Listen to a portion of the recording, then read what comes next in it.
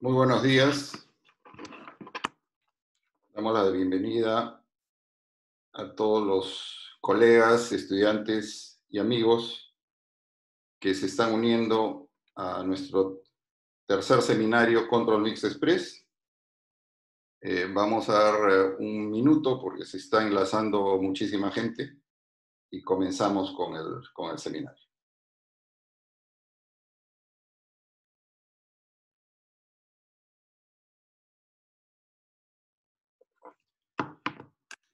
Bien, vamos a poner la presentación que hemos preparado en esta ocasión.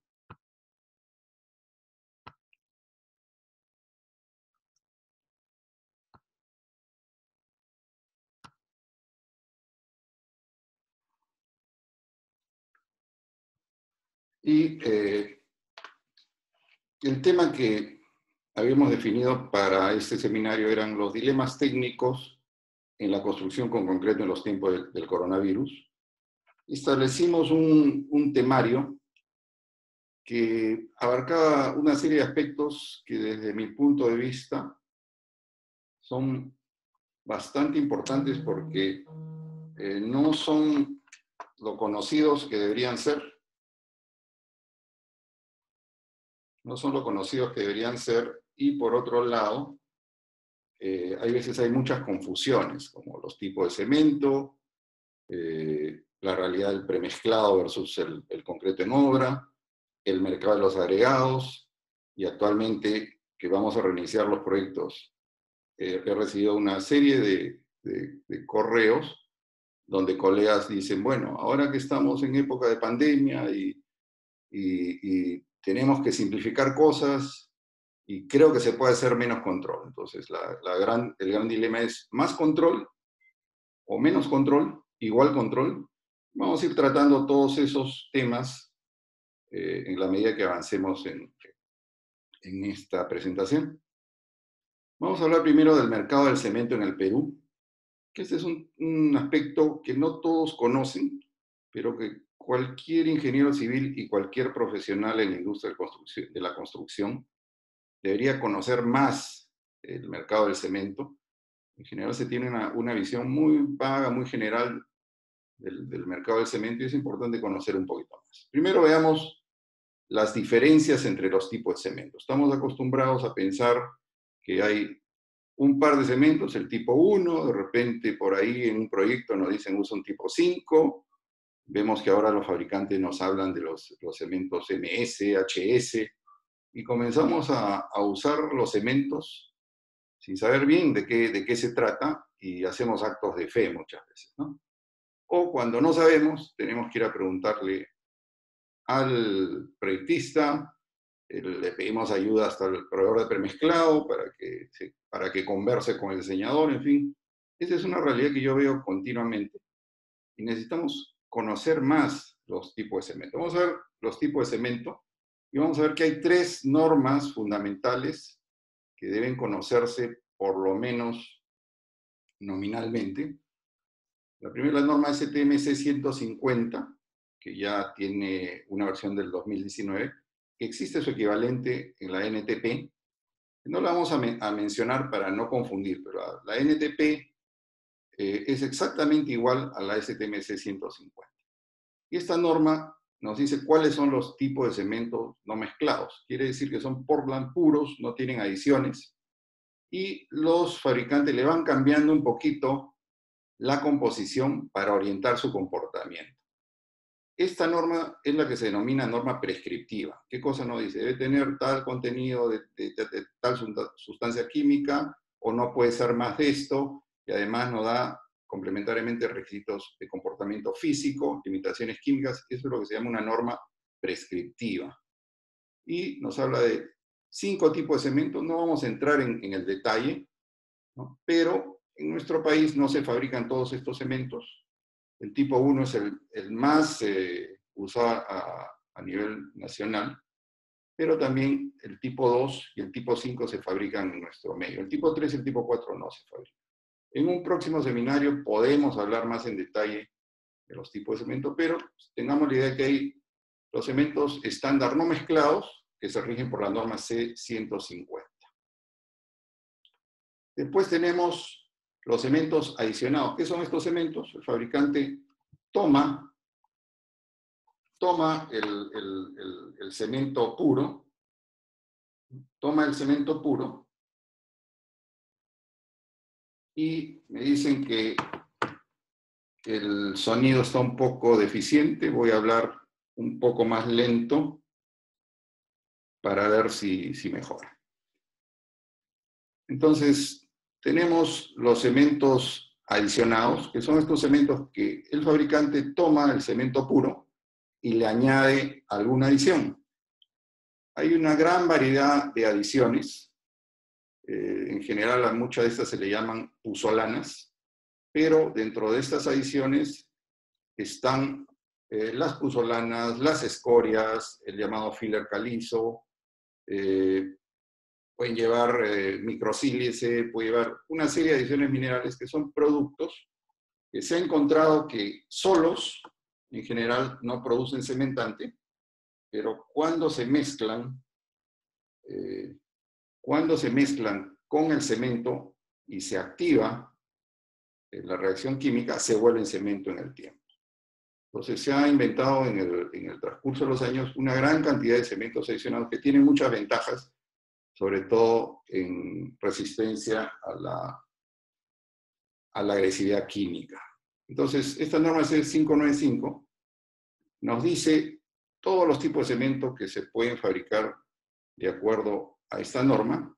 Y acá hay un tema bien interesante, ¿no? Que la norma dice que un fabricante, por ejemplo, que utiliza un cemento adicionado, no debería poner entre paréntesis, en la bolsa o en su certificado de calidad, el porcentaje de adición que utiliza, ¿no? Y una propiedad especial. Entonces, abajo ponemos un ejemplo, por decir un cemento tipo 1P, que es un cemento puzolánico. Lo correcto de un fabricante debería ser 1P20, que usa 20% de puzolana. Si tiene moderado calor de hidratación, debería decir MH, ¿no? Y si tiene escoria, o usa dos adiciones, debería ser 1S, 40% de escoria, y HS si tiene alta resistencia a los sulfatos. Un tema que es importante resaltar es que en nuestro medio ningún fabricante aplica esta nomenclatura que es técnica, y nunca sabemos qué porcentaje de adición le ponen los fabricantes. Por favor, por el interno, el equipo técnico me avisa si el sonido ha mejorado, ¿ya? Porque yo no tengo aquí manera de verlo.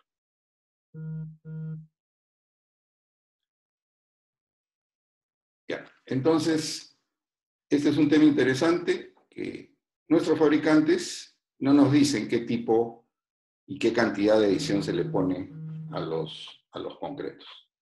Esa es una manera y vamos a entender por qué. Vamos a entender por qué. Pero hay una particularidad en nuestro país, y es que hay una norma peruana, ¿no? Que ya no se basa en una norma americana. La norma americana en que se basaba ya quedó desactualizada. Los norteamericanos eliminaron estos tipos de cemento que ahora vemos acá. El 1PM, que es cemento con una cantidad de puzolana limitada, y el cemento 1CO, que es un cemento Portland compuesto, que se usa filler calizo, y también esta característica, la opción R, si tiene resistencia a la reacción álcali agregado. Esta es una norma peruana donde los fabricantes la han introducido y es válida, tiene fuerza de ley para poder vender, para fabricar y vender estos tipos de cemento. Esto es técnico, se puede hacer, ¿no? Que no lo hagan los norteamericanos o lo dejaron de hacer, no quiere decir que no se pueda hacer. Se puede hacer, y para eso existe esta norma. Pero el tema es que, el problema que veo yo es que ningún fabricante local pone, como debería de ser, el tipo de adición y la cantidad de adición que ponen los cementos. Después tenemos otra norma, que es la tercera gran norma, que es una variante relativamente nueva en nuestro medio, que son los cementos por desempeño. La norma anterior también es prescriptiva, ¿no? Dice la adición que se puede usar, las características químicas y físicas de esta adicción, es prescriptiva, nos da una serie de requisitos. Pero ya hace unos años salió esta norma, que es la norma por desempeño, la 1157, donde es más tolerante en el sentido que ya no es prescriptiva, sino que se guía más por el desempeño, que mide tiempo de fraguado, final, inicial, resistencias, más mide las propiedades orientadas a su comportamiento en el uso en concreto en otras aplicaciones. Y si se fijan, la clasificación ya no hay tipo 1, no, sino es GU, HE, MS, HS, MH, LH. Ahí están los de uso general, edad temprana, en fin. Como digo, si nos pusiéramos a explicar en detalle cada una de estas cosas, nos demoraríamos mucho y no nos va a alcanzar el tiempo que tenemos asignado para este seminario, que esperamos que sea 1 hora y media. La experiencia didáctica dice que la atención se concentra máximo 1 hora, y eso exageradamente. Por eso no vale la pena hacer seminarios tan largos, y ahí viene pues el tratar de hacerlo agradable y atractivo para que todos estemos entretenidos, ¿no? Bueno, entonces, esos son los eventos por desempeño, y varios de los colegas que están viendo esta presentación seguro ya comienzan a darse cuenta que hay varios eventos que están usando que responden a estas clasificaciones. Vamos a ver ahora las fábricas de cemento en el Perú. Hemos visto los cementos que se fabrican, pero vamos a ver quiénes fabrican los cementos y cuál es la realidad.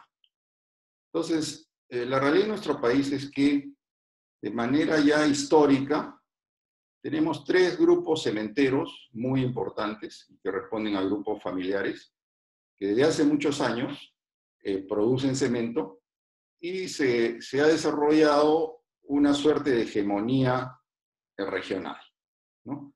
Vamos a explicar, ese es el grupo que integra la Asociación de Fabricantes de Cemento, ASOCEM, que es una institución muy conocida por todo lo que estamos vinculados al cemento y al concreto. Y está integrada por 3 grandes grupos cementeros.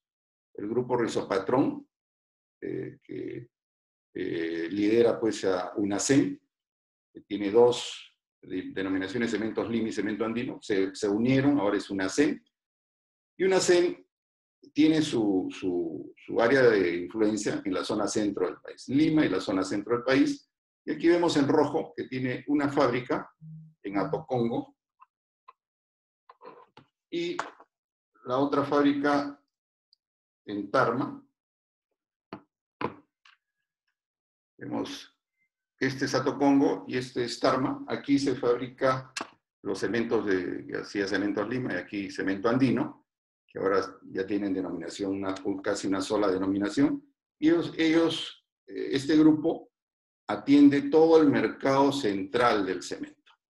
Después tenemos el grupo Hochschild, que tiene su área de influencia es el norte del país, y tiene 3 fábricas. Tenemos Cementos Pacasmayo, que tiene una fábrica en Pacasmayo y en Piura, y Cemento Selva, que tiene una fábrica en la zona de Rioja. Ellos abastecen toda la zona norte. Y después tenemos la zona sur, que es el grupo Rodríguez, que es el grupo Gloria, que tiene 2 fábricas de cemento, Cementos Yura, en Yura, Arequipa, y Cemento Sur en Caracoto, en Juliaca. Entonces, hace muchos años, estos 3 grupos abastecen al país, y hay una suerte de límites de mercado, donde no es que en nuestro país uno no puede tener cemento de UNACEM en el norte, ¿no? o cemento de Pacasmayo en el sur, pero no van a encontrar distribuidores de UNACEM en el norte ni en el sur, ni de Pacasmayo en el sur. Hay un cierto acuerdo de respeto de áreas de influencia, y ellos mantienen sus distribuidores en las zonas que abastecen, y no hay esta interferencia.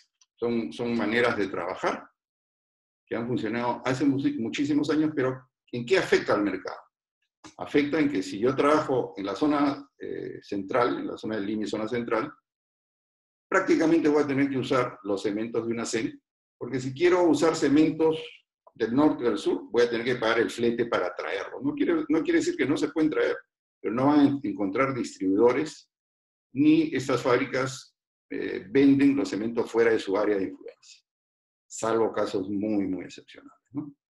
Entonces, esto se da en esta distribución regional. Y si yo trabajo en el norte, voy a tener que usar probablemente algunos de los cementos de Pacasmayo, y si trabajo en el sur, de Yura. Hace ya unos años, esta distribución ha cambiado. ¿Por qué? Porque entraron otros jugadores al mercado. Por ejemplo, entró el grupo Choi, que fabrica el cemento Caliza Inca, que está en Lima también, ¿no? Y después, este es otro fabricante, fabrica el cemento acá en Lima, no pertenece a la Asociación de Fabricantes de Cemento. Y la particularidad de este fabricante, y vamos a ver que también hay empresas que importan cemento y clinker, por ejemplo Cemex, que es una transnacional muy grande, ¿no? No tiene fábrica en Perú, pero trae su cemento de otro sitio, tiene cientos de fábricas a nivel mundial, y ese cemento lo embolsa y lo vende.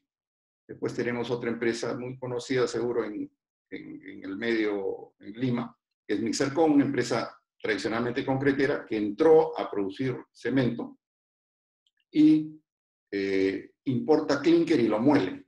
Y así otra empresa como Rocatec, que también hace lo mismo. Entonces, cuando estas empresas entran al mercado y sus canales de distribución normalmente lo hacen a través de las grandes cadenas tipo Sodimac, Promar, en fin, estas cadenas de venta de materiales de construcción a nivel nacional, ¿no?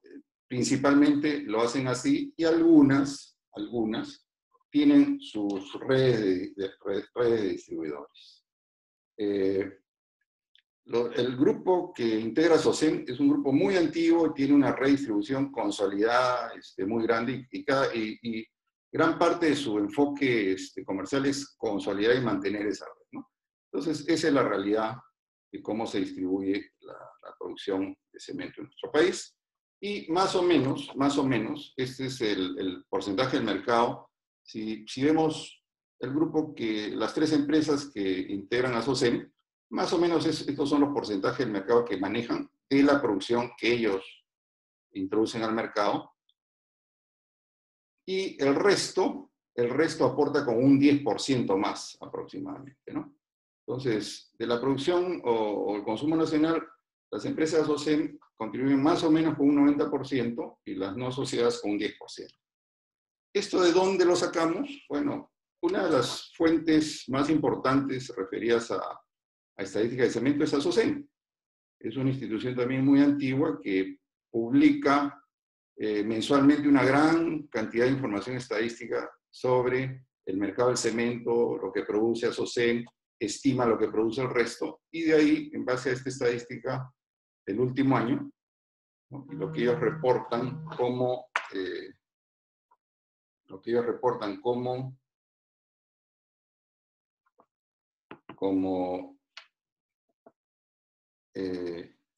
aporte de las empresas no asociadas. Si uno hace el cálculo, más o menos representa el 10%. Y aquí podemos apreciar el despacho nacional que reportó a SOCEM para el año 2019, 11.597 toneladas, pero en este mismo reporte hay este cuadro donde a SOCEM le añade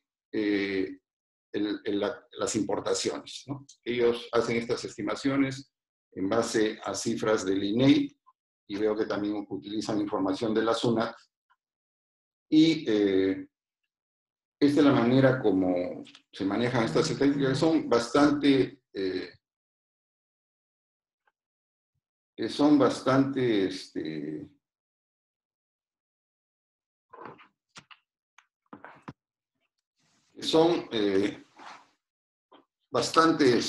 confiables, ¿no? Entonces, en este momento, SOCEM es la única institución que reporta esas estadísticas que son muy útiles, pero si uno busca un poco en datos del INEI e incluso de SUNAT, que son los que controlan pues, la parte tributaria, por ahí también se obtiene información. Entonces, vamos a tomar este dato de 11.724 toneladas del año 2019 para explicar un poquito cómo se distribuye el consumo del cemento en el Perú. Este cuadro yo lo empecé a difundir cuando trabajaba en la industria premezclada. Esto ya dejé de trabajar en industria premezclado el año 2012, hace 8 años, pero este cuadro lo elaboré en su momento, con la data del momento, y esta data la he ido actualizando. No es una distribución 100% confiable porque los porcentajes varían, pero lo hemos ido ajustando poco a poco en el tiempo, y los números tienen, los órdenes de magnitud se mantienen. Entonces, vamos a ver que de todo el consumo de cemento en el Perú, el año 2019 hubieron 11.724.000 toneladas. Un 6% lo usan las minas. De repente no saben que en esta época de la cuarentena, las minas casi no han parado.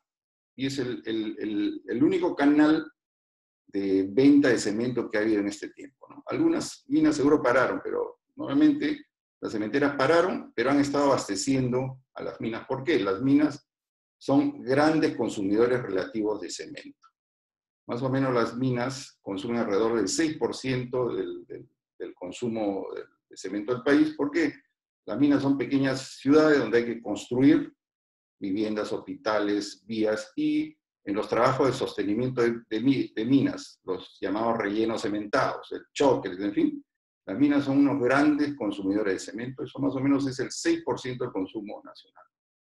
Un 5% lo representa la albañilería y los acabados de las obras formales.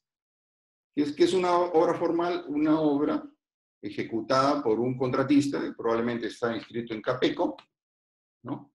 Y que trabaja tratando de respetar los códigos y normas.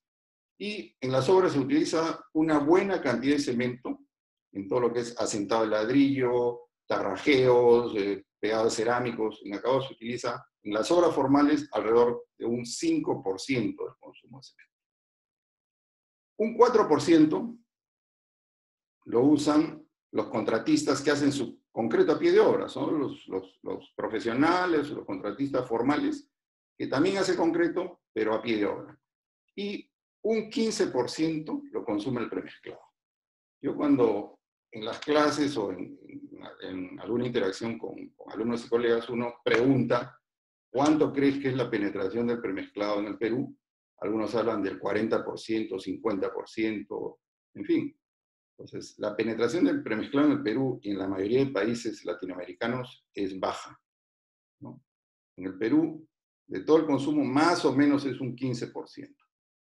Tanto como lo que usa, aquí tenemos, el mercado informal. ¿Qué es el mercado informal? Vamos adelante. El mercado informal es el mercado de los conos. Así como para nosotros es muy claro quién es el vendedor ambulante informal, quién es el tendero informal, ¿no? En la construcción sabemos quién es el informal. Es el maestro de obra, que construye independientemente, y en el mercado informal, en los conos, se consume una gran cantidad de cemento en albañilería de acabados. Hay que reflexionar que en los conos las construcciones se hacen por pocos. Primero el piso de concreto, después se va haciendo los muros, el ladrillo, el vaciado de techo es una de las etapas más importantes, pero en asentado de ladrillo y obras de albañilería consumen más o menos el 14%. Y el concreto que se hace en conos representa más o menos el 56% de la producción de cemento del país. Si nosotros juntamos todo lo que es informal y todo lo que es formal, esta torta se convierte en que el 30% del consumo de cemento lo toma el mercado formal y el 70% el mercado informal. Si miramos los periódicos y vemos cómo se reparte el mercado informal en todo tipo de actividad, este 70% es la regla en nuestro país, ¿no? Y ahora en la época del coronavirus, donde todos los días nos hablan del mercado informal, este 70% que se da en infinidad de actividades en nuestro país, se da también en el consumo de cemento y vamos a ver en la industria de la construcción. ¿Y qué cosa nos dice también? Si esto es el consumo de cemento, ¿quién es el cliente principal de las cementeras? No somos el mercado formal, no somos nosotros que estamos participando en este seminario. Es el mercado del cono. El maestro y este gran grupo de gente que vive en el cono, que hace un gran esfuerzo para construir, ese es el gran mercado del cemento del Perú. Y fundamentalmente cemento en bolsas, ¿no? Cemento a granel versus cemento en bolsas, hay una diferencia muy grande. La mayor cantidad de cemento del país se vende al mercado de conos y en bolsas. Y recordemos que he mencionado que en las bolsas se da muy poca información técnica, ¿no? Los cementos mezclados ni siquiera se dicen los porcentajes de adición. ¿Qué cemento se fabrica en el Perú? Hemos hablado de los tipos de cemento, hemos hablado de la fábrica, pero vamos a ver qué cemento se fabrica en el Perú. Y esto lo vamos a ver también rápidamente. Pero vemos acá, por ejemplo, una CEN.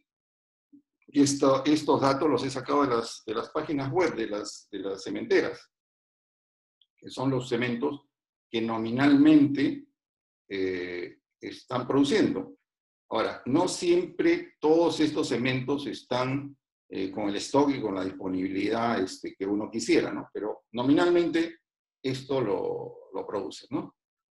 Entonces, aquí tenemos a la derecha las marcas comerciales también, ¿no? Y vemos los andinos premium, andino tipo 5, 1P, andino 1PM, andino ultra, sol tipo 1, atlas tipo 1P, el APU. Vemos la gran variedad y vemos también, reparen en la norma aplicable, que usan todas las normas que hemos mencionado. ¿Correcto? Fabrican con todas las normas. No vamos a entrar en más detalle, pero veamos la cantidad de cemento que fabrica o puede fabricar una CEM.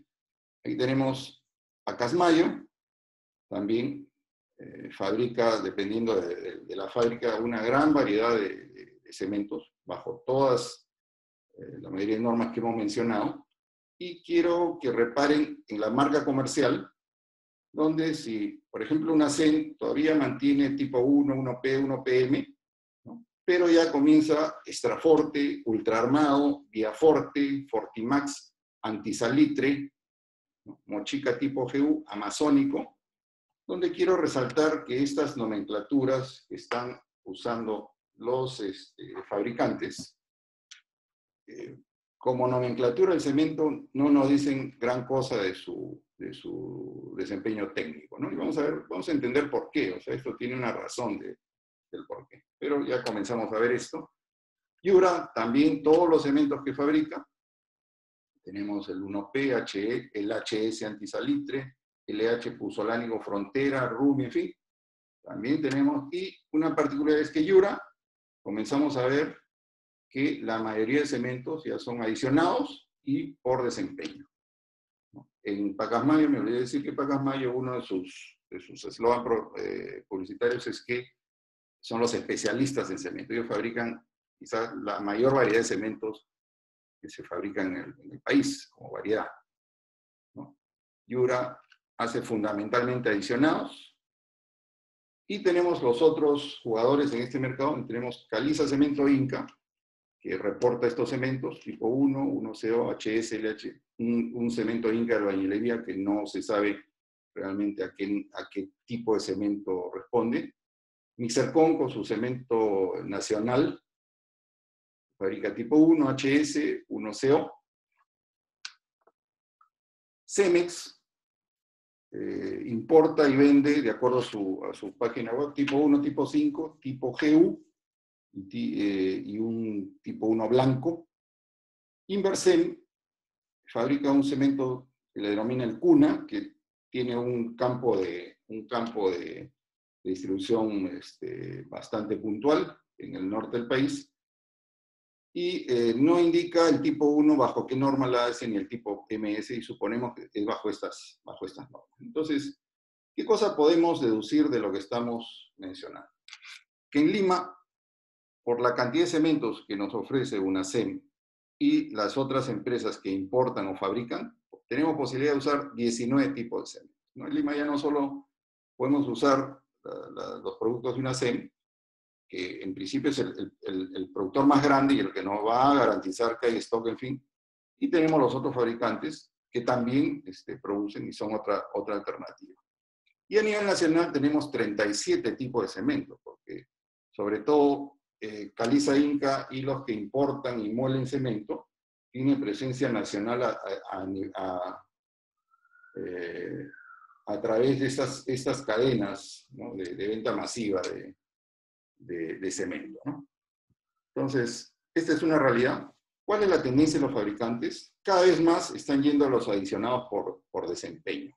¿Y por qué? Porque si yo reemplazo parte del cemento con una adición mineral, hay que entender que yo, para producir cemento, el fabricante tiene que quemar materia prima. Lo más caro del proceso es quemar en el horno, ¿no? Y consume mucha energía, es la parte más cara del proceso.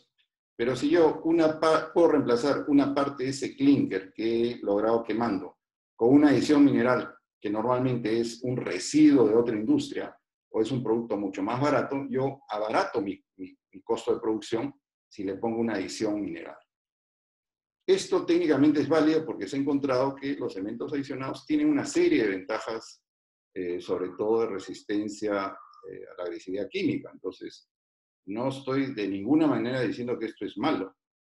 Es favorable para el mercado y es favorable para los productores también porque abaratan sus costos. Pero, hay un pero, es que los cementos adicionados no son iguales a los cementos puros en desempeño.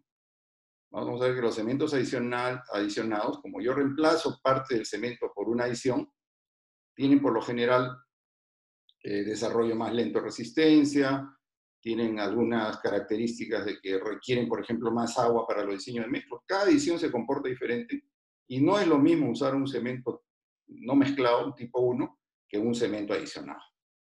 A la larga podemos lograr resultados similares, pero hay que saber qué cosa estoy usando. Entonces, la tendencia de los fabricantes locales y los mundiales es ir a los cementos adicionados por desempeño también. ¿Por qué?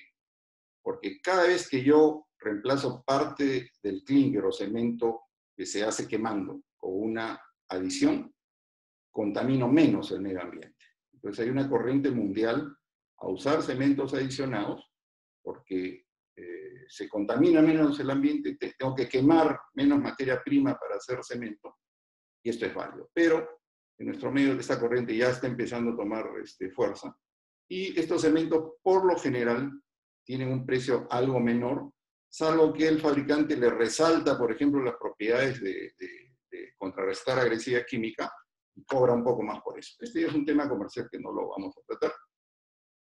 Y como contraposición a este interés de introducir los cementos adicionados por desempeño, cada vez van a ser menos los fabricantes que hagan cementos puros o los adicionados estándar. Otra particularidad que no he mencionado de los cementos adicionados por desempeño es que el fabricante prácticamente le puede poner cualquier cosa.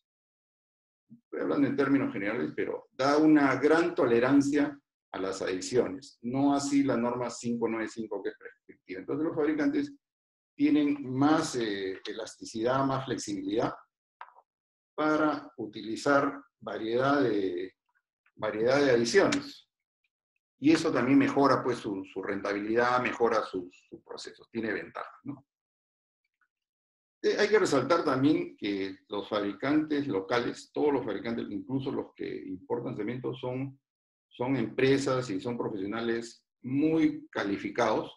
El Perú tiene una tradición de fabricación de cemento muy antigua, y los grupos cementeros son grupos que se han preocupado de mantener la excelencia y lo último en fabricación y control de calidad. En un anterior seminario he manifestado que conozco casi a todos los grupos cementeros locales, las fábricas de cemento, y eso sí, podemos tener esa confianza que estamos en buenas manos, en las manos técnicas de los cementeros. El tema comercial, el tema de introducir los productos, esa es otra cosa.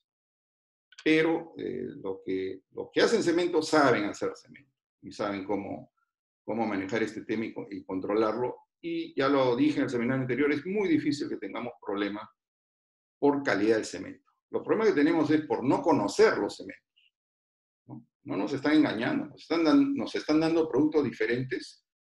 Para hablar en términos muy, muy domésticos, no es igual usar una harina preparada que una harina sin preparar. Con las dos puedo hacer una torta, pero yo tengo que saber cuál uso para saber qué cosa voy a obtener. Y este es el problema. No es problema de los fabricantes, es problema de conocer los cementos y saber cuál uso, cuándo uso y en qué momento. Pero otro de los problemas es que la tendencia de los fabricantes es que suministran poca información técnica. ¿Qué cosa es la información técnica que necesitaría un contratista? Claro, el contratista dirá, yo uso premezclado, ¿y para qué tengo que saber? Sí tiene que saber porque tiene que entender lo que le está dando el de premezclado, tiene que entender las alternativas cuando le cambia los tipos de cemento. Y esto debería venir fundamentalmente de los fabricantes, pero hay toda una raíz histórica de suministrar poca información técnica. Y voy a hacer un alto, porque quiero contar una anécdota que me parece interesante y quiero aprovechar para mencionar algo que considero importante, ¿no? Una anécdota sobre esta facilidad de obtener la información. En el año 1993 se sacó la primera edición de mi libro Tópicos de Tecnología del Concreto, y el motivo de esto fue que mi gran amigo Antonio Blanco, muchos de los que están viendo ese seminario lo habrán conocido, en mi opinión ha sido uno de los más notables ingenieros estructurales que ha tenido nuestro país. Un profesional admirable, incorruptible y con un patriotismo a prueba de todo, ¿no? Entonces Antonio en esa época era decano del Colegio de Ingenieros y se propuso sacar una colección de libros para los ingenieros que se llamaba la colección del ingeniero civil. Y tuvo la gentileza de pensar en mí para que aportara un libro sobre tecnología de concreto, que fue este libro, Tópicos de Tecnología del Concreto en el Perú, cuya primera edición se sacó el año 1993, gracias a Antonio, ¿no? Y creo que el medio de la ingeniería no le ha hecho los homenajes o el reconocimiento debido cuando hace más de un año tuvo que partir, ya no está entre nosotros. Pero quiero resaltar que este libro no hubiera sido posible si no hubiera sido gracias a Antonio. Entonces, ¿dónde va la anécdota? Que hice un libro para nuestra realidad y una cosa que era importante para mí era que nunca yo había encontrado datos de los cementos. Yo trabajaba en esa época en Majes, trabajé 7 años en Majes, en el proyecto Majes en Arequipa, y no encontraba información sobre los cementos. Entonces, en el libro, y van a ver los que tienen la primera edición de este libro, quise incluir las hojas técnicas de todos los cementos de fabricación nacional. Entonces, ¿qué hice? No había en esa época pues internet ni las facilidades que tenemos ahora. Envié cartas a todos los fabricantes locales.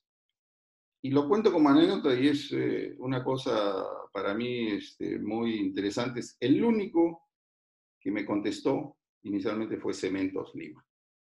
Me contestó Carlos Ugaz, gerente general de Cementos Lima en esa época, ahora es gerente corporativo de UNACEM, y me felicitó por la iniciativa y me dio toda la información.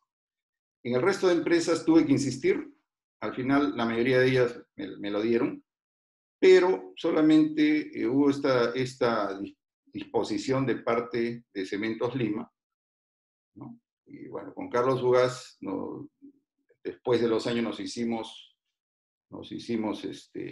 amigos, y esto se refleja un poco en la realidad actual. Voy a volver a compartir la pantalla, en el sentido de que actualmente probablemente sea solamente UNACEM la empresa que aporta más información técnica cuando uno quiere pedir certificado de ensayos, en fin, ¿no? Y esta es una realidad. ¿Y por qué?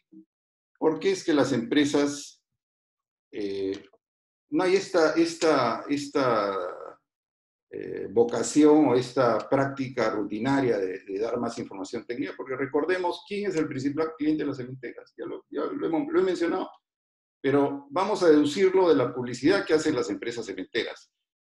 Y ojo, esto no lo voy a mostrar a título de crítica, sino de realidad. Hace unos 20 años o 15 años, nadie vendía cemento por televisión. Cuando empiezan a entrar otros competidores, el caso de Caliza Inca, de las importaciones de cemento, ya el mercado se pone pues más complicado y se comienza a publicitar la venta de cemento. Y vamos a ver a qué mercado se vende el cemento. Cemento con más tuntún, algunos habrán visto esto. ¿Qué vemos atrás? Vemos atrás el cerro con las construcciones. Resistente como tu hogar, porque sabemos que las sudas, tan fuerte como tú, maestro de obra de corazón, no más humedad, no necesitamos excavadoras, juntos somos grandes, los indestructibles, con lo mejor de tu tierra, tus sueños construye, máximo poder antisalitre, el que no para de trabajar, el único cemento para todo el Perú, menor tiempo desencofrado, y son todas las empresas cementeras que, como vemos, y este fue un comercial bien simpático, porque si se acuerdan era un baile, un tipo cumbia, ¿no? Y entonces todas las empresas cementeras, su publicidad la orientan a su gran mercado, que es el mercado del cono. Y está bien, o sea, está bien que se orienten a ese mercado, pero también tiene que pensar en el mercado técnico. Este mercado del cono no pide información técnica, ¿no? Entonces, uno de los problemas para las obras formales o para los colegas profesionales como somos nosotros, es que los fabricantes orientan los cementos fundamentalmente a su mercado principal, que es el mercado informal. Entonces, están orientados a eso y efectivamente a esos son los que más venden y es lógico que lo hagan, ¿no? Pero tampoco se debe descuidar el otro. Entonces, cuando necesitamos información técnica, como le digo, fuera de quizás una SEM, que es el que más acceso da a su información técnica, en el resto esto es muy, muy variado. Y la tendencia ahora es hacer cementos por desempeño, el GU, el HE, el que como denominación no nos dicen nada. Antes un tipo 1, un tipo 2 o tipo 5, por lo menos para los colegas algo les decía de desempeño, pero si no conocemos y estudiamos un poquito más estos cementos, realmente el colega de la obra está perdido cuando su proveedor de premergado le dice, te voy a cambiar ahora el tipo 1 por un HS o por este o cual, ¿no? Y esto va a ser así, se van a cambiar los cementos. ¿Por qué? Porque los fabricantes están pasando a estos cementos por desempeño. Cada vez va a haber menos cementos puros y el mercado va a tener que usarlos, pero hay que saber cuándo, cómo usarlos, ¿no? Y que cambia estos cementos por desempeño significa que se va a usar una variedad de adiciones por un tema de mercado y precio y eso introduce mucha variabilidad. Hay muchos productos. Entonces, el uso técnico en la obra, estoy hablando de la obra formal, estoy hablando entre colegas, ¿cómo puedo usar un cemento si no lo conozco? No sé realmente cómo varía su desempeño en relación a lo que yo conocía. Pues hay poco conocimiento de los cementos disponibles y poco conocimiento técnico, ¿no? Las cementeras no me dan mucha información, ¿no? Muchas veces tengo que hacer acto de fe con mi proveedor de premezclado o tener que consultar a un especialista para que me diga, ¿no? Puedo usar veo con frecuencia en muchos proyectos donde el diseñador especifica algo y el proveedor de premezclado le dice, no tengo ese cemento. O uno va al sitio y le dice, no tenemos, y te propongo usar el otro.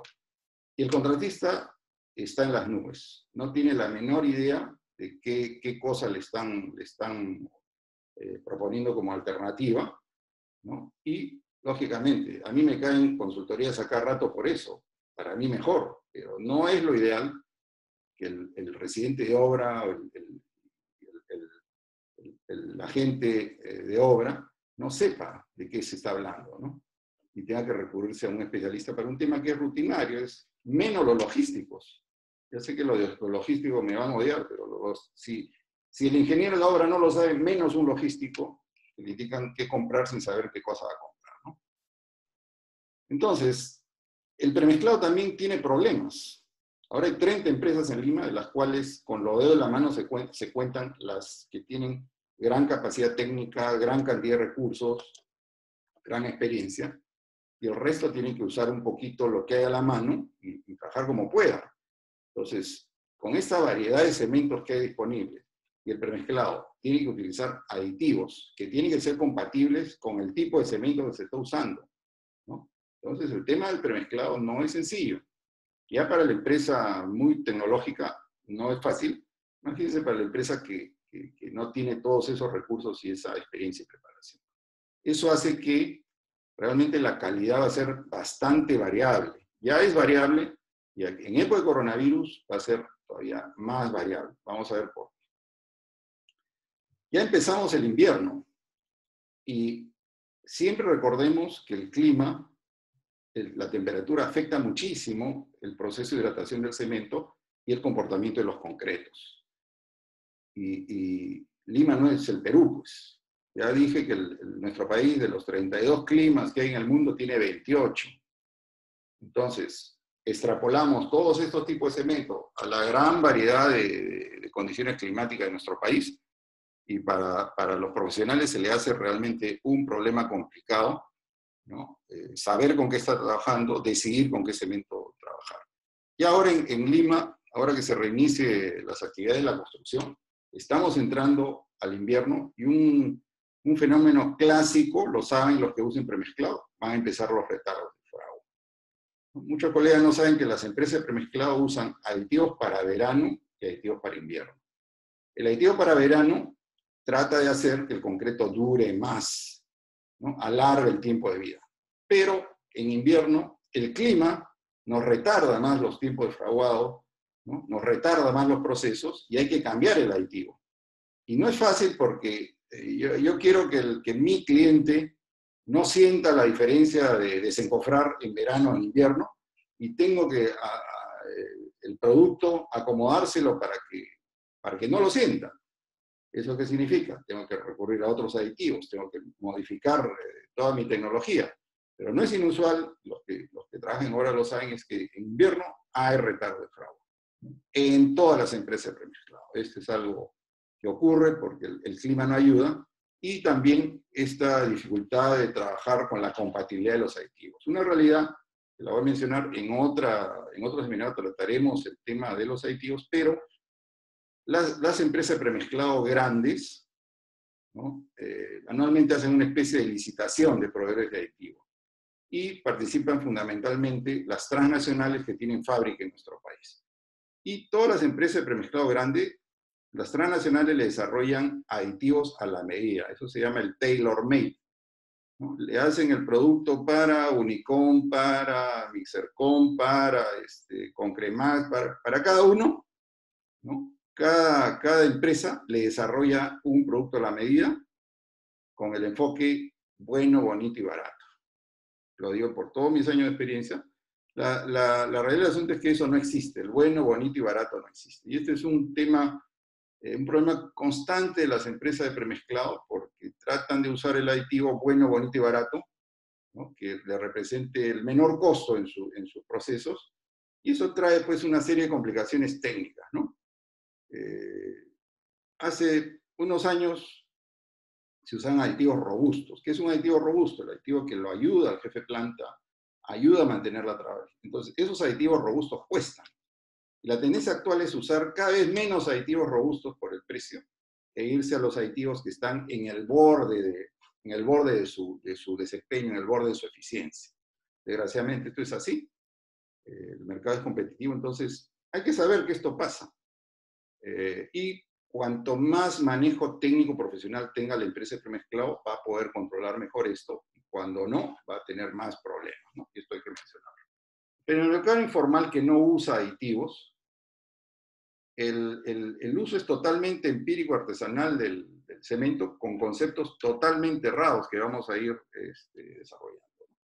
Y este mercado usa cemento en bolsas. Y una cosa que no mencioné en los anteriores seminarios, que hablé solo, me preguntaron el concreto en los hilos. En los hilos se va a conservar, en los hilos de premezclado.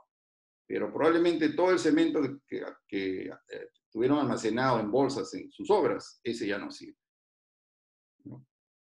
Se estima que normalmente los fabricantes le ponen, no sé, 4, 5, 6 pliegos de papel, pero se estima que se puede mantener este cemento en bolsas en buen estado un máximo de 30 días. Excepcionalmente se han dado casos que se puede mantener más en ambiente con baja humedad relativa, cuando tengo el cemento muy protegido con plástico, y esto no es lo usual. Entonces, la recomendación es que revisen sus cementos en bolsas que probablemente ya no sirvan. Ese material ya está hidratado y no va a servir, ¿no?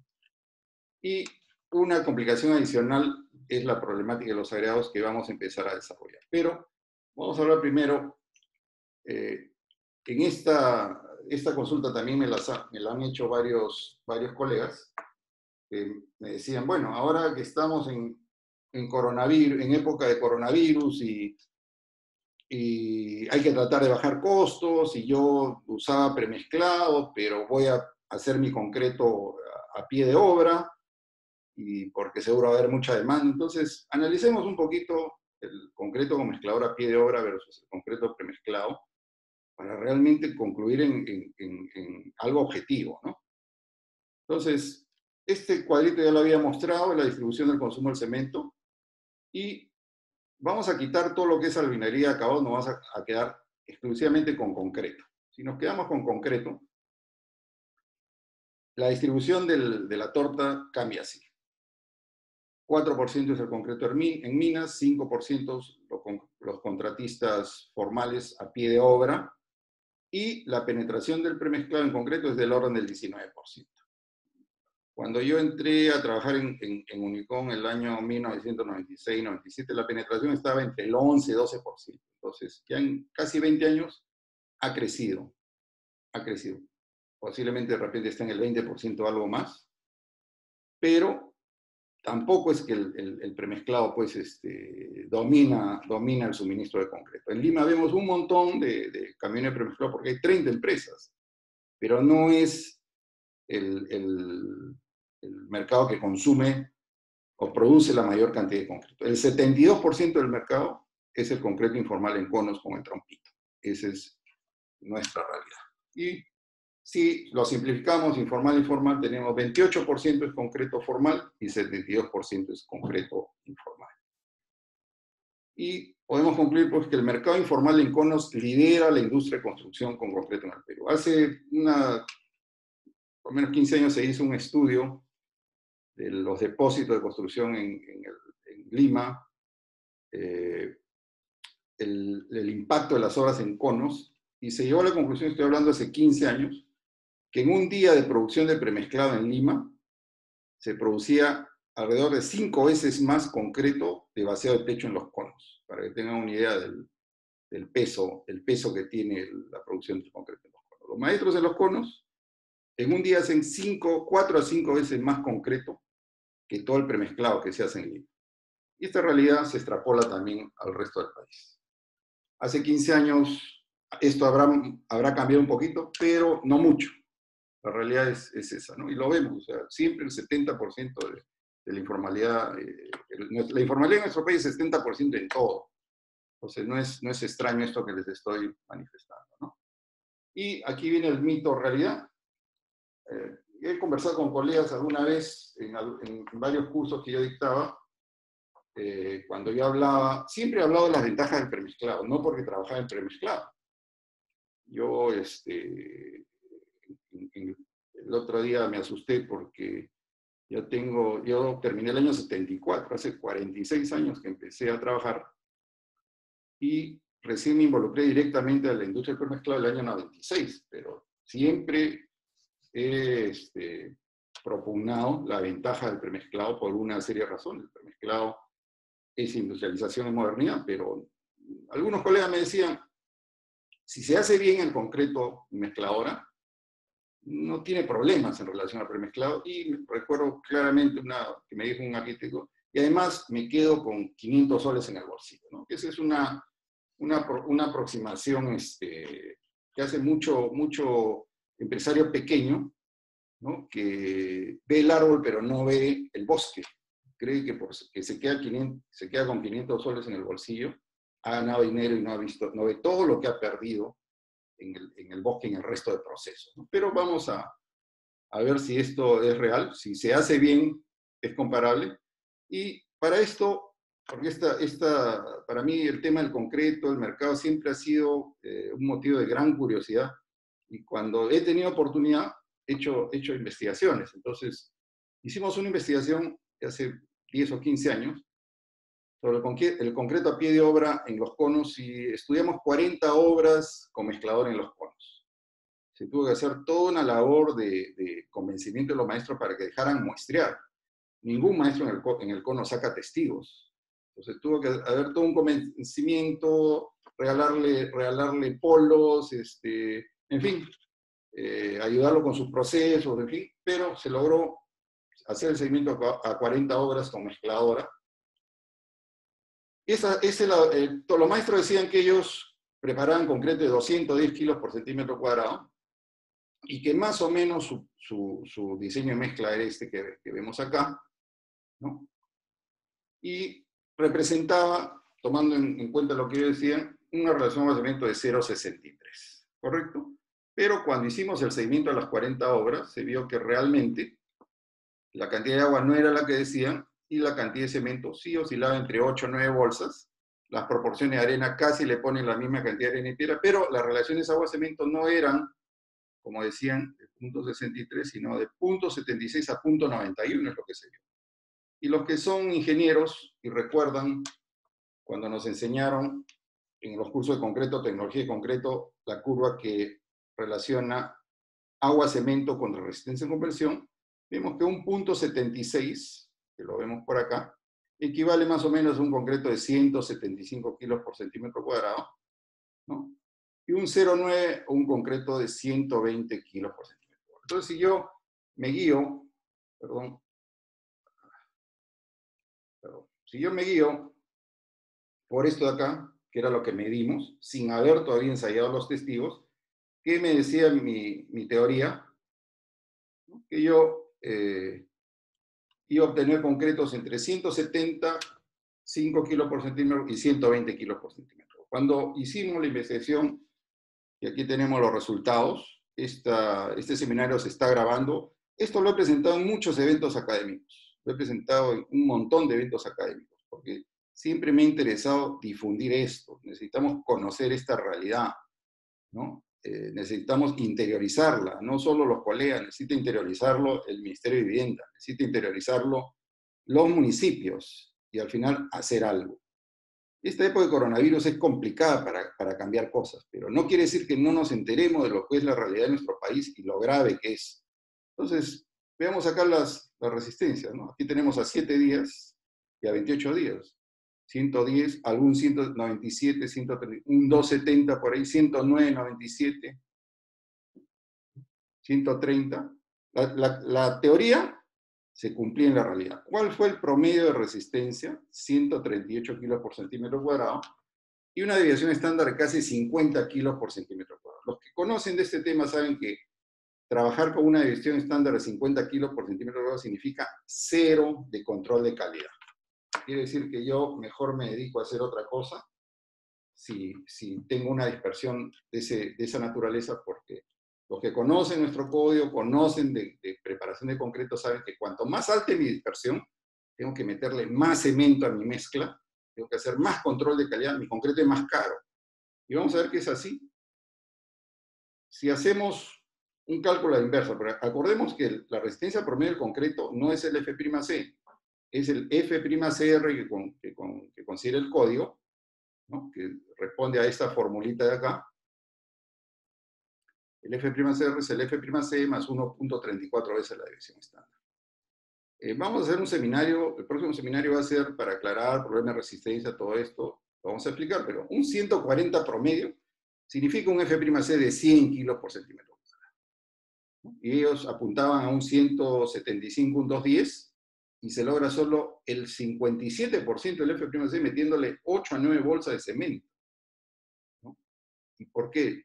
Vamos a ver que el número 1 es no se usan aditivos y se quiere lograr slam, otras agilidades sobre 8 pulgadas. Desgraciadamente hicimos una prueba para pasarles un video de la preparación de concreto a pie de obra en los conos, pero todo aquel que tiene curiosidad entre a YouTube, busque vaciado de techo, y hay un término muy criollo para expresar la trabajabilidad de estos concretos en el buggy, ¿no? Cuando vacían de la mezcladora dicen, está sopita, es una sopita, ¿no? Está tan suelto, y tiene que ser así porque en este mercado del concreto a pie de obra, no se usa mezcladora y tiene que ser fácil de botar, y se necesita pues trabajabilidades de 8 a 10 pulgadas, pero vamos a ver que usar 8 a 10 pulgadas de slam nos tira abajo la relación agua-cemento y la resistencia. Entendamos por qué ocurre esto. Esta es la misma curva que habíamos visto anteriormente, donde vemos, para cada relación agua-cemento tenemos una resistencia, y mientras más baja la relación agua-cemento, ¿no?, más alta es la resistencia. Esta es la curva del profesor Abraham de los años 20, es válida hasta ahora. Esta es la curva del Comité ACI 214, y esta es la curva que se usa a nivel internacional, a nivel mundial. Pero entendamos por qué no se puede lograr a la vez, pese a que yo le pongo una gran cantidad de cemento, ¿por qué no puedo lograr resistencia? Y vamos a mirarlo rápidamente aquí. Desgraciadamente no hemos podido pasar videos, hicimos una prueba y la velocidad del internet no permite verse bien los videos. Vamos a tratar de solucionar esto en una próxima oportunidad, pero tenemos un video muy interesante donde se hacen mezclas de pasta de relación agua-cemento versus resistencia, ¿no?, que normalmente la uso para mostrar este cuadro, pero voy a tratar de explicar. Este es un cuadro que nos muestra en una columna cómo se distribuye la pasta de cemento cuando yo mezclo agua con cemento, ¿no? Entonces, lo que tenemos aquí en azul es lo que se llama el agua sobrante. Empecemos con este azul. Este es el agua que se mezcla con el cemento que está en verde para hidratarlo, ¿correcto? Para hidratar esta cantidad de cemento yo necesito esta cantidad de agua, y esto que está en celeste es el agua que sobra, ¿ya? Entonces, si este 0,9, que equivale a un concreto pobre, 120, los que preparan un concreto pobre saben que sale muy suelto, ¿no? Si yo trabajo una relación de cemento 0,9, una pasta, sale muy suelta. ¿Por qué? Porque gran parte del agua solo lubrica y me crea vacíos, ¿correcto? Entonces, cuando yo trabajo con relaciones agua-cemento altas, es fácil sacar trabajabilidad porque hay mucha agua de lubricación. Pero cuando yo me voy a un 0,70, y acá estamos hablando ya de los concretos estructurales 210, vemos que el agua de lubricación se redujo. ¿Y qué vemos en la realidad? Que yo cuando preparo un concreto de 210 sin aditivos, todo esto es sin aditivos, la realidad dice que yo no puedo lograr un 210 para ponerlo en la obra con más de 4 o 5 pulgadas. Si yo quiero mantener esta relación 0,70 sin aditivos y mantener a la vez el 210, no hay manera. No se trata de subirle solo cemento. Como yo necesito darle trabajabilidad, ¿no? Y esto nos dice que la relación agua-cemento no solo está relacionada con resistencia, sino con trabajabilidad. Cuanto más bajo mi relación agua-cemento, mi mezcla se vuelve menos trabajable sin aditivos. Entonces, un 210 en la práctica, más de 4 pulgadas, 5 pulgadas, no le puedo sacar sin aditivos para hacer concreto de manera consistente. Y ahora en la obra moderna, 4 pulgadas ya no nos sirve mucho para cierta cantidad de aplicaciones, ¿no? Por eso este límite de 4 pulgadas estuvo vigente muchísimos años, y los colegas veteranos decían, no, 4 pulgadas hay que botarlo, no puedes pasarse 4 pulgadas, porque habituados a no usar aditivo, el límite de slam era la manera de evitar que el concreto saliera mal. Pero si cuando nos vamos a un 0,50, ¿qué pasa? Casi no hay agua de lubricación. Si ustedes hacen la prueba de preparar una pasta con 0,50, hagan una lechada con 0,50, sale una crema grumosa, ¿ya? A eso no le pueden poner arena, piedra. Entonces, 0,50, si ustedes quieren preparar concreto, ¿no?, manteniendo la relación agua-cemento, le va a salir de 0 a 1 pulgada de slam. Concreto totalmente seco. Entonces, en la medida que yo quiero lograr más resistencia sin aditivos, no puedo. No puedo. Menos si quiero hacer concreto de 0,45 o los concretos de alta resistencia. Aquí ya no hay agua de lubricación. Y esto que ven en verde claro es cemento que no se hidrata. Ya no se llega a hidratar. Entonces, ¿qué cosa dijo la ciencia ante esto? Esto no es nuevo, se hace concreto desde inicios de fines del siglo XIX y se ha hecho concreto, pero había la limitación de sin aditivos, no se podía lograr concretos de mucha resistencia, porque si no me iba al otro lado, regresaba a estos concretos pobres. En la década de los 50 comienzan a inventarse los aditivos. Y el aditivo lo que hace es liberar de este problema del agua de lubricación, y el aditivo dispersa el cemento y artificialmente nos suelta el concreto. Cuando se inventan los aditivos, se acabó esta limitación, y en la tecnología de concreto moderna, sobre todo en premezclado que usa aditivos, el aditivo, yo puedo usar el aditivo para trabajar con 4, 10, 12 pulgadas de slam autocompactante, el aditivo liberó la trabajabilidad del concreto.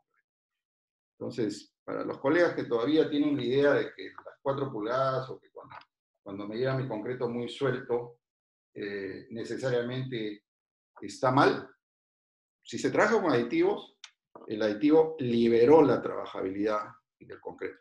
Lógicamente que hay que usarlo adecuadamente, ¿no? Pero la conclusión de este cuadro es que si yo no uso aditivos, no puedo lograr un concreto de mucha resistencia y a la vez tener un gran slam. Y ese es el gran error conceptual del que hace el concreto en mezcladora sin aditivo y del maestro en el cono, que cree que porque le mete 8 o 9 bolsas, pero lo vuelve sopita, cree que solo meterle cemento es la solución, y no es así.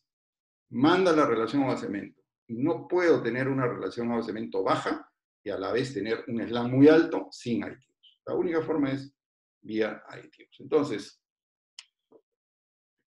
con slam máximo de 4 a 5 pulgadas sin aditivos, ¿qué puedo lograr? Concreto de 175 a 210, controlando mucho mi proceso.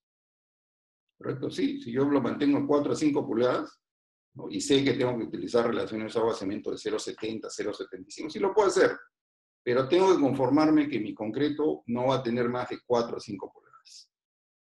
¿No?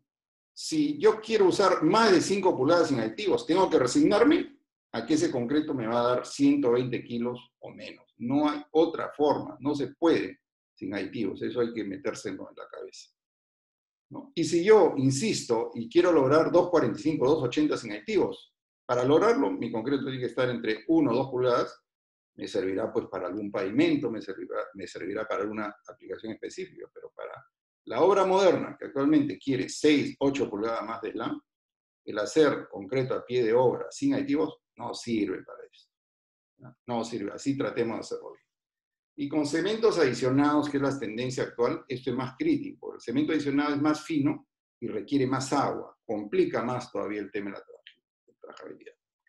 Hay la opción de hacerlo con mezclador a pie de obra con aditivos, muy pocos lo hacen, muy pocos, incluso colegas lo hacen, porque en las obras, en el concreto a pie de obra de los contratistas formales, muchos hacen el concreto como lo hace el cono, sin aditivos. Y el mismo maestro que trabaja en el cono trabaja en nuestra obra formal. Y nadie lo controla y hace su concreto tan mal como lo hace en el cono. Y estamos confiando que el edificio se está haciendo bien y realmente, si no muestreamos, no tenemos idea de lo mal que estamos trabajando, ¿no? Se puede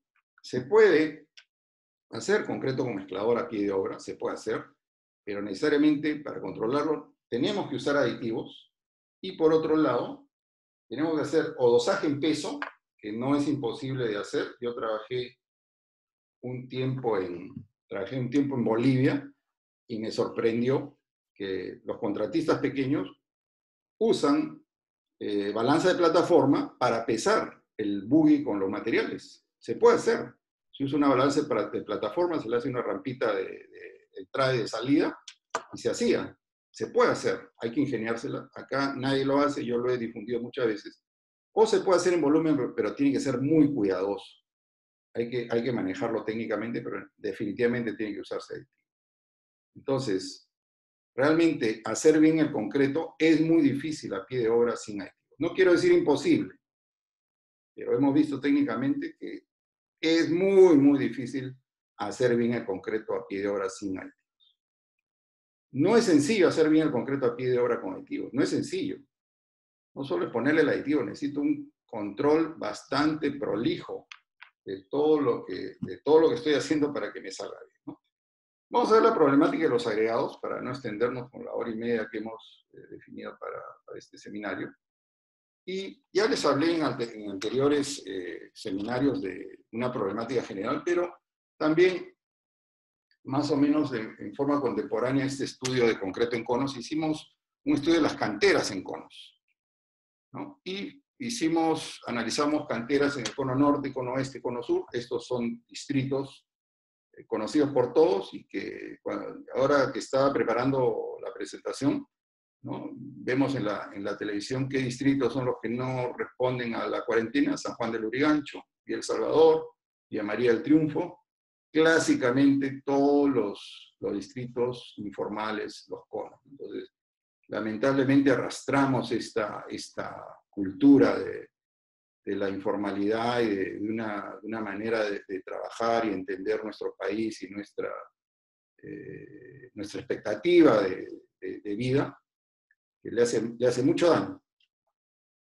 Entonces, ¿qué canteras se vieron en aquella oportunidad? La mayoría están activas todavía, y hay otras más que se están fabricando, y pusimos algunas del mercado formal, ¿no? Por ejemplo, esta cantera de Jicamarca es la cantera de Unicom, ¿no? La Gloria también era otra cantera, algunas canteras formales, pero la mayoría canteras informales, pero la idea era mirar todo lo que había, ¿no? Entonces, ¿qué conclusiones generales? Esto también lo hemos presentado en muchos eventos académicos. El promedio de pasante de la 200, que en la universidad nos dicen, oye, el pasante de la 200 no debe ser más de 5%, porque la arena se contamina, te va a salir mal el concreto. El promedio es 8.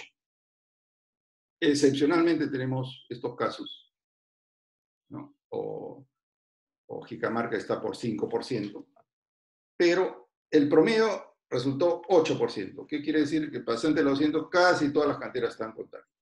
El módulo de fineza del agregado fino, es decir, qué tan gruesa o fina es la arena, normalmente es bastante más fina que gruesa. ¿Eso qué significa? Más agua. La mezcla nos pide más agua, más cemento. Módulo de fineza del agregado grueso, también una gran variación. Pasante de los 200 del agregado grueso, esto es menos crítico, pero también vemos que hay casos que superan los límites, ¿no? Y, ¿qué nos dice? Que el estudio demostró que la mayoría de canteras de agregado, ¿no?, se procesaban artesanalmente. ¿Y cómo se distribuye esto?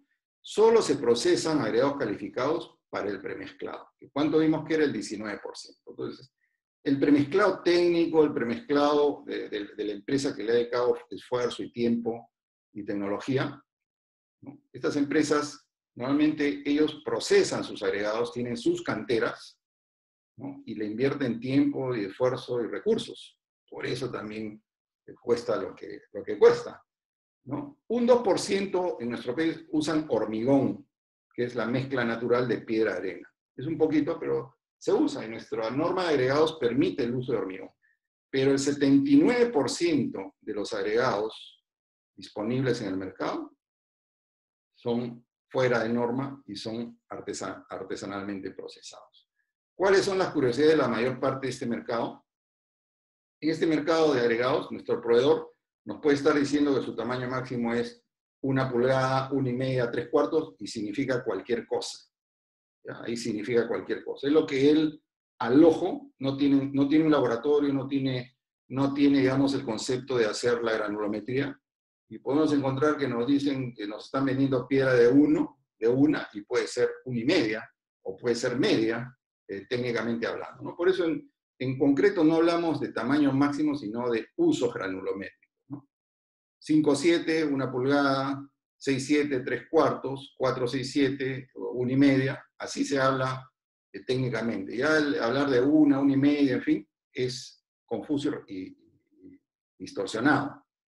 Entonces, y este mercado del cono, los maestros, no les gusta el agregado bien graduado que tenga todos los tamaños. Les gusta el agregado monogranular, que casi todas las piedras eran del mismo tamaño, y las canteras lo procesan así. No buscan granulometría porque el mercado les gusta esto, y esas son las curiosidades o lo que yo le llamo los supuestos adquiridos. ¿Quién le enseñó a los maestros que este es el mejor agregado? No lo sé. ¿En qué momento alguien les enseñó? Pero buscan el monogranular e incluso las canteras formales de las empresas de premezclado cortan la granulometría para venderla a este mercado. El mercado no les acepta el agregado bien graduado. Algunos lo compran, pero la mayoría no aceptan agregado bien graduado, aceptan agregado monogranular. Entonces, esa es una de las grandes curiosidades. Otra de las curiosidades es que, lo mencioné en un anterior seminario, no les gusta la arena limpia. El maestro del cono agarra la arena, le pone un poco de humedad y quiere que forme una bolita y que sea marrón, porque según él debe tener liga y le da un mejor acabado, y las canteras ensucian el agregado o simplemente no lo limpian. Y realmente el mercado no tiene percepción de calidad técnica. Entonces, ¿cuál es el problema del mercado formal? Que cuando una obra mediana, pequeña o incluso las obras grandes, ¿no?, hacen algo de concreto o necesitan algo de arena, es muy difícil que, salvo que sea una obra muy estricta en los requerimientos técnicos, solo buscan un volquetero, un proveedor y le dicen, tráeme arena para concreto o arena fina para terrajeo o tráeme piedra, ¿no? Y tienen el 80% de probabilidad que les llegue material de estas canteras. Esa es la realidad. Esa es la realidad limpia y pelada. Si yo no le compro específicamente a canteras, ¿no?, que abastecen al premezclado técnico, que tienen laboratorio y que lo procesan, tienen el 80% de probabilidad que lo que compran esté contaminado y no sirva para hacer concreto. Que no lo midamos, que no lo evaluemos, no significa que no existe. Y esa es la realidad. Y no hay, por ejemplo, canteras. Las canteras premezcladas no procesan arena fina para terrajeo.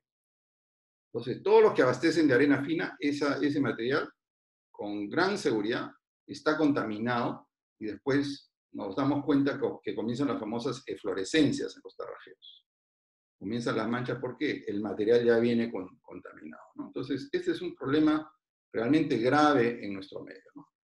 Entonces, solo las canteras del premezclado, las de las empresas más técnicas, hay muchas empresas de premezclado que no tienen cantera y tienen que depender del que le vende los agregados y de la manera como los procesa y del control de calidad. Pero hay varias empresas de premezclado que sí tienen sus canteras, invierten en laboratorios, en control de calidad, porque es parte de lograr un producto que se distinga, ¿no?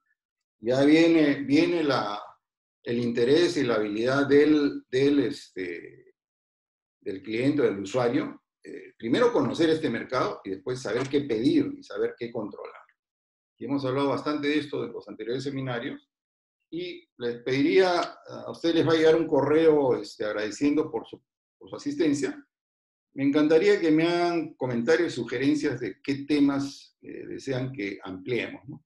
En hora y media no podemos abordar con mucha profundidad, pero veo cada vez mucho interés de colegas y estudiantes que se dan cuenta que hay cosas que nunca se las dijeron, nunca se enteraron, y quieren aprender, quieren saber más, y esto es muy importante, ¿no? Entonces, el 80% de las canteras en Lima no son aptos para concreto. El mayor mercado de los clientes de canteras, ¿quién es? Igual, el mercado del cono, el mercado del maestro, que no tiene percepción de calidad. Y un tema que lo mencioné es que estacionalmente todas las canteras en Lima, hay épocas que tienen problema de calidad, bastante tamidociento y suciedad. ¿Qué casos? Huaicos, ya dije. Cuando hay huaicos, todas las canteras se contaminan, y el coronavirus ha contaminado todas las canteras, porque todos los acopios están ahora llenos de suciedad superficial, tanto las canteras informales como las formales, y ese es un tema que está sobre el tapete para las concreteras, ¿no? ¿Qué van a hacer? ¿Qué se hace cuando uno tiene estos problemas en una obra? Algunos de los que me escuchan saben, se ventea el material. Uno agarra un cargador frontal y lo va levantando en la cuchara y lo va botando y nos ponemos contra el viento y el viento va limpiando cuando no tengo una lavadora, ¿no? O la otra alternativa es saber esa contaminación y ponerle más cemento para compensar, ¿no? Pero esa es la realidad, que estacionalmente todas se contaminan. Ya hemos dicho que ahora en el coronavirus, al reiniciar, es un problema que lo van a tener todos los proveedores de premezclado y todas las canteras. Y otro tema también es que actualmente hay crisis de canteras en Lima. Cada vez las canteras están más lejos de las zonas urbanas y cada vez va a ser más difícil encontrar canteras, procesarlas, y el precio del agregado probablemente va a subir. Bueno, entonces, ya la realidad pues es que el concreto en obra no respeta los códigos ni los estándares y definitivamente es más caro y de calidad muy inferior a la supuesta, ¿no? Y aquí puse esta foto porque me interesa mostrar, los invito a que vean un montón de videos de vaciado de techos en cono. Y fíjense acá, esto es lo que ocurre en un vaciado en el cono. Aquí tenemos 2, 3, 4, 5, 6, 7, 8 personas, ¿no? en esta área muy pequeña. Entonces, ¿dónde está el distanciamiento social?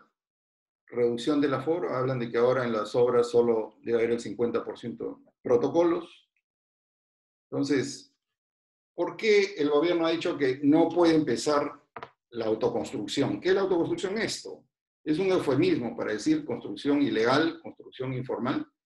Esto no puede empezar a funcionar con coronavirus, porque imagínense toda la probabilidad de contagio que hay en esta manera de trabajar, ¿no? Hay constructores que ya han pasado al winche, ya no hay los lateros, pero este modo de trabajar, el concreto a pie de obra, requiere mucha gente, requiere mucha cercanía que va contra el distanciamiento social y la reducción de aforo y complica cualquier protocolo. Seguro algún colega dirá, no, pero yo en mi obra pues no voy a trabajar así.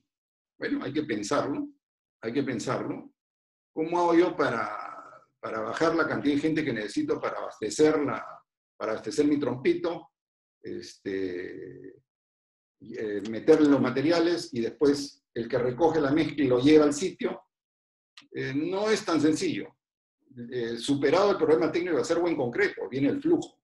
Les hablé la semana pasada, la construcción son procesos de flujo, no de transformación, y no analizamos los procesos de flujo. Entonces, la construcción con mezcladora requiere mucho flujo de personal y de movimientos en comparación con el premezclado. Entonces yo tengo mis dudas que un colega, por más precauciones que tome y crea que reduce costos haciendo su concreto a pie de obra, lo puede hacer bien y además cumplir con los protocolos que nos pide el campo de salud de la pandemia, ¿no? Bueno, ya vamos a ir terminando. Y tenemos un comparativo del concreto a pie de obra versus el premezclado, ¿no? Y esto es algo bastante evidente, pero es necesario resaltarlo, ¿no? Agregados artesanales versus estandarizados, no aditivos, sí aditivos, dosificación en volumen versus peso, ausencia de control de calidad continuo, variabilidad de resistencia, uniformidad.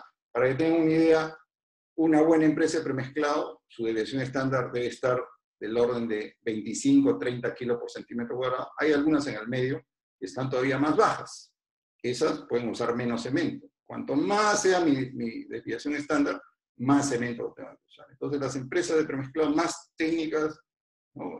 Más tecnológicas, usan menos cemento porque bajan su desviación estándar, ¿no? Tratando de hacer las cosas bien, obviamente, ¿no? En el concreto a pie, el fraguado es muy variable. El premezclado trata de ser más uniforme, igual a trabajabilidad, y la calidad es dudosa a pie de obra y controlada.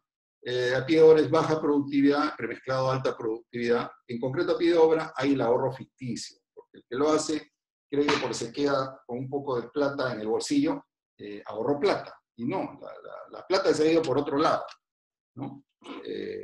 Para que tengan una idea, se puede hacer concreto de 210 en premezclado, con menos de 6 bolsas de cemento. 5 bolsas y media. y estos usan de 8 a 9 bolsas para lograr 100 kilos por centímetro cuadrado. Entonces díganme si ahorran o no ahorran, o si uno de los colegas quiere hacer su concreto a pie de obra y cree que se queda con 500 soles en el bolsillo, ahorró y se le fue la plata en todo el cemento extra que le puso, ¿no? Bueno, entonces, el concreto premezclado tiene características y ventajas muy significativas en calidad y productividad versus el concreto a pie de obra. Y con mayor razón en los tiempos de coronavirus, porque el premezclado va a contribuir a reducir la movilización, ¿no es cierto? Ya no tengo que recurrir a un proveedor que me traiga la arena, que me traiga la piedra, que me traiga el cemento, sino que un solo proveedor me trae el producto listo. ¿Correcto? Ya no tengo que tener un ejército de gente que me suba el concreto o asteja el winche, sino que podemos recurrir a la bomba, hay varios tipos de bomba, en fin, y también me reduce el flujo. Y el distanciamiento social y el contacto personal. Las empresas de premezclado ya están haciendo protocolos, y a mí se me ocurre que, por ejemplo, ya no va a ser posible ver, pues, esos casos de 4 o 5 camiones esperando para vaciar, ¿no? Tienen que pulirse todos en sus procedimientos de despacho. Los rendimientos van a bajar, pero todos tienen que poner de su parte en esto, ¿no? Ya para ir terminando, nos quedan 5 minutos. Control de calidad del concreto. ¿Más control o menos control? Inicialmente iba a hablar del tema de la nueva norma E060 versus la antigua, pero hay un tema, y varios colegas me hicieron reflexionar también sobre esto. Y ya salió hace poco una directiva del Ministerio de Vivienda, Construcción y Saneamiento que dijo puntualmente, va a empezar la construcción, pero ojo, el Reglamento Nacional de Edificaciones está vigente y es de aplicación obligatoria en todo el Perú. El Reglamento Nacional de Edificaciones, si ustedes lo descargan y lo leen, tiene fuerza de ley, está promulgado por el presidente de la República y los ministros. Es como cualquier código, es de aplicación obligatoria. Y aquí les he puesto el enlace, pueden entrar a Censico, y todo este reglamento es de descarga gratuita. Y está nuestra norma E060. Entonces, algunos colegas me decían, sí, yo estoy propugnando para que se apruebe la nueva norma E060, pero me decían, es oportuno que se apruebe la nueva norma cuando hay muchos colegas que ni siquiera han leído nunca la anterior. Y creo que tienen razón.